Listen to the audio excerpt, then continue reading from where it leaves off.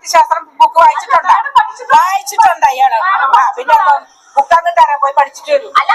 രാജഭരണമായിരുന്നെങ്കിൽ എന്റെ ദർശനവും 3 വെടിയും കഴിഞ്ഞ് ഇവറ്റകളെ ക്ഷേത്ര പരിസരത്ത് അടുപ്പിക്കും. അസല് ജാതി ഏതാ? ഇവരേതോ ഉയർന്ന ജാതിയാന്ന് ഈ ആയമിക്ക് ഈ പെണ്ണുമ്പിള്ളക്ക് എന്തൊരു തോന്നലുണ്ട്. മാധ്യമ പ്രവർത്തകർ വീട്ടിൽ വന്നവരിൽ ആരും സുന്ദരികളില്ലെന്നാണോ പറഞ്ഞത്? തൊട്ടു മുമ്പിൽ ചോദ്യം ചോദിക്കാൻ വരുന്ന ആൾക്കാരുടെ നിറമായിരുന്നു ഈ ആയമ്മ ഈ പെണ്ണുമ്പിള്ള നോക്കിയിരുന്ന നിറം. ചേട്ടാ പുട്ടോ ഏത്തപ്പഴം എന്താണെന്ന് വെച്ചാൽ വേഗം അണ്ണാക്കിലേക്ക് തള്ളിക്കൊടുത്തേ. ആരേലും ആ ഭൂലോക രംഭയ്ക്ക് പറഞ്ഞു കൊടുക്ക്, എടാ രംഭ തന്നെയാടാ ഞാൻ കേട്ടാ. വയസ്സുകാലത്ത് ഓരോരുത്തന്മാരുടെ ഓരോ പൂതികളെ.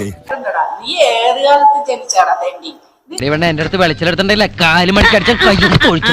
ഈ മറ്റവന്റെ കൂട്ട കറുത്തിരിക്കണവനാ തോന്നല്ലേ? ആരാ മറ്റവൻ? ഞാൻ മുന്നേ പറഞ്ഞു ഇവിടെ വേടനെ കുറെ കറുത്തിരിക്കുന്നവനാടാ നീ. എങ്ങനെയുണ്ട്? എനിക്ക് വിവരമില്ലെന്ന്. സത്യത്തിൽ എനിക്ക് വിവരമില്ലേ?